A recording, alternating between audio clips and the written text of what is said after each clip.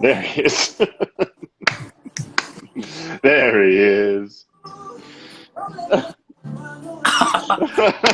What's up, Jerry? How are you, man? Alexa, stop. I'm just listening to some Hawaiian music. What a perfect way to get in the mood. What are you doing, Jerry? What are you doing? Are you wearing pants? I promise you I'm wearing pants. Just for you. Just for you.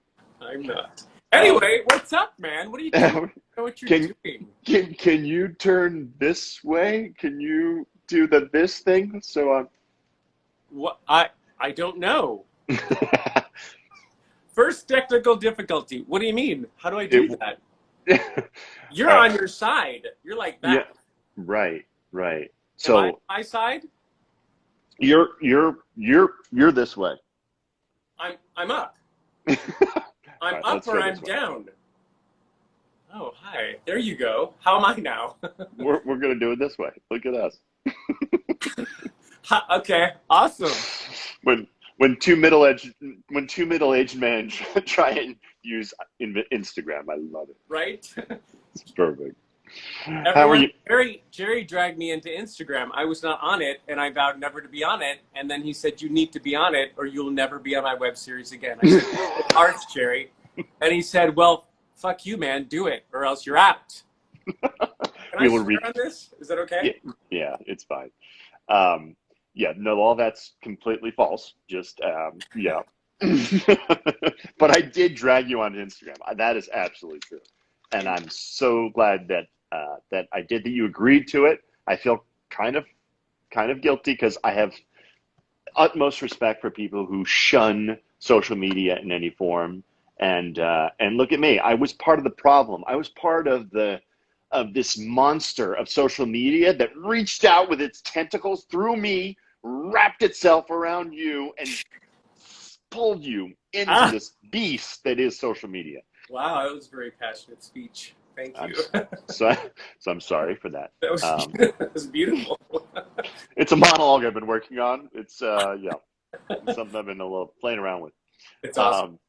So quick background for anybody who doesn't know, UPCODE, which is the account on which you found yourself right now, is a comedy series about a brilliant doctor who's going to war with this evil insurance company.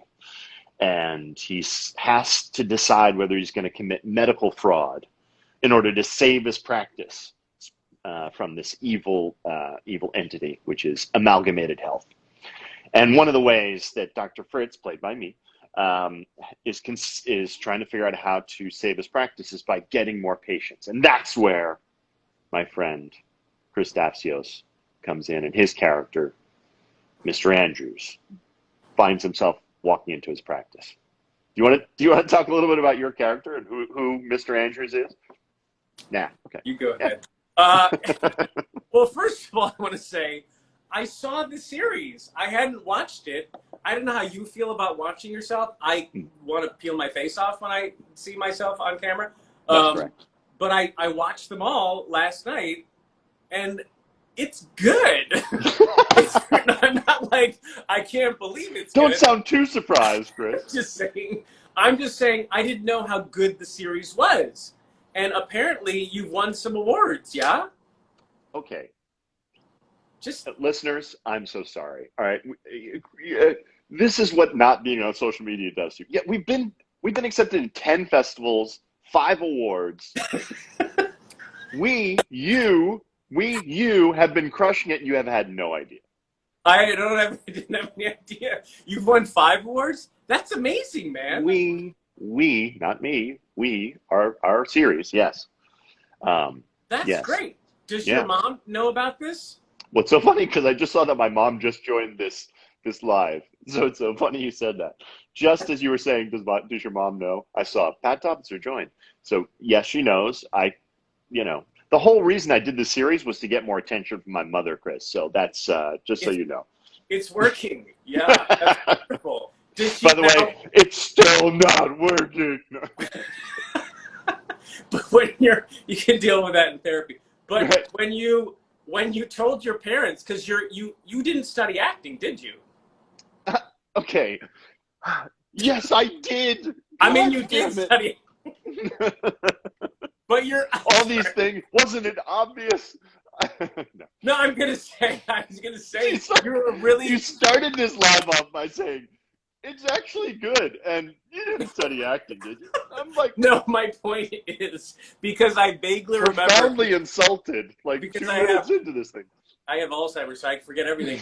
Don't tell anyone that. But and that's not a funny thing to joke about. But what I'm saying is, when we met, you said that you had this wonderful job, and I thought that was your thing. So in my memory, since we shot this thing like 10 years ago, 10 years ago, is, yeah. is that you were No, so you're right. in that kind of life. So, That right. I So, didn't know that I forgot that you studied acting. But you're insanely wonderful. Like, you're very dry. this is where he's digging himself out. He's digging himself No. out. I'm telling you, this is why I thought if this guy didn't study acting is really good, because you're very simple. Not like simple, but I'm saying like simple. This is going so badly. No, this is going so badly. I'm sorry, but you're so like dry and simple, and that's a big thing for actors on stage or on camera. Is the desire to go well beyond what the character asks for, and the moment calls for, and you don't. Yeah. So that's why it was nice working with you, because I'm a spaz. I don't know if you noticed, but I'm a spaz, and you are just so dry that it's such a great. Oh. It's so great to work with you. And what was the question? What did you say? I just want to know how long you've hated me, and how long you've been waiting to insult me so profoundly on such a deep level, in such a myriad of ways. First second I saw you, your face just begs to be punched. Yet, but no, I'm kidding. But you asked me about who I am. I guess my name is Andrews, that I forgot. But I knew that I was the COO of the youngest COO of this company, and I come to you basically to say, okay, you're going to make a bunch of money. Well, should I give away plot points, or do you want people to? Well, why don't we keep it general? So, okay, I'm gonna come in and save you. No. So, Mr. Chris plays Mr. Andrews, and he, yes, just like you said, is the COO of this big financial firm, and you have all these employees, and so you and I talk about the idea of you sending all of your employees to my practice, which would be a boon to Dr. Fritz and his practice as part of hopefully saving his practice. So, and then hilarity ensues. For anybody, by the way, who has not seen, for anybody who's not seen this episode and has not seen Chris in this episode, do yourself a favor. Just go straight to the link in bio. Please watch this episode, because Chris is just a freaking genius, and he's so funny at it. So yeah. Yeah, it's coming, man. It is coming. I am telling you. So good. Well, it's fun. I didn't really prepare. I mean, when you do theater, of course, you have a long time to prepare. But for this one, I didn't prepare necessarily. It showed, by the way. It showed. Thank you. But we had to really like rev you up for that scene. The director was like, "What's it gonna take? This guy can't find anything. This guy's a statue." No, but the one thing that I did, I thought I did some work on being on coke, and that's what I came with. So coke, when you're on coke, and I have been on coke for 20 years, but it's like you could be calm, but very, it just gives you arrogance to mania. So that totally helped, yeah. And just your stoic. It just drove me crazy during the scene, so it totally worked. Yeah. So I love this episode so much. It has such a place in my heart. But taking it back for a second, we went into the casting process, right? And just like you said, we needed to find somebody who needs to kind of go a little nuts in the scene, and the scene goes into some crazy places. And so, we did the usual thing where we put out a casting notice, and we got a bunch of submissions, all very, very good. And what do you remember about your submission? Because I have a very clear memory of your submission tape for the audition. Do you remember anything about it? Well, I was drunk, so I didn't. No, I'm kidding. I don't really remember anything about it. Yeah. Nothing. I mean, Yeah. As okay. So great. I'm going to, so what's great is, you get these things and, you have this idea, you write a character, I and Greg Fortier co-wrote the series, and, you come up with these characters and you have an idea for it. You send the casting notice out and you get submissions and stuff. But one of the things that, and I'm not going to give this away because I do want people to discover it in the scene, but you have to do something very physical, right? And as actors, right, especially for on-screen auditions, again, I'm not going to say what it is, but you had to do like a big physical activity, right? And again, as actors, you get all this weird advice about auditioning for camera, right? Which is like, don't mime, like whatever you don't mime. If you have to like do something big, maybe indicate it a little bit, but you don't have like, and especially with a self-tape where you're very limited, right? I do remember my submission. Yeah. Yes. So sorry. So, well, first of all, actually, before we get to that, well, I'll just finish that part off. You were the only person who did the activity fully, like of any submission tape. So everybody else kind of did the activity and just kind of motioned through it. It's and it was kind of weird. You committed fully and went at it, right? Kind of off, like you weren't well framed. You were kind of off frame, but we could tell you were in it. So that was one big feather in your cap. But the other was the opening of your audition was, and the guy you play is kind of an asshole. He's kind of an asshole. So you're opening like camera up on your self tape. You're like, well, my reader's supposed to be here, but I guess she isn't here, so that's great. I guess we'll just do it. I know. I know. Oh, this guy could be an actual asshole. I think we'll cast him. A little secret. I did that on purpose. I didn't plan on having a reader, and I thought, how can I? Because it's funny because Taxi, the show Taxi. Yes.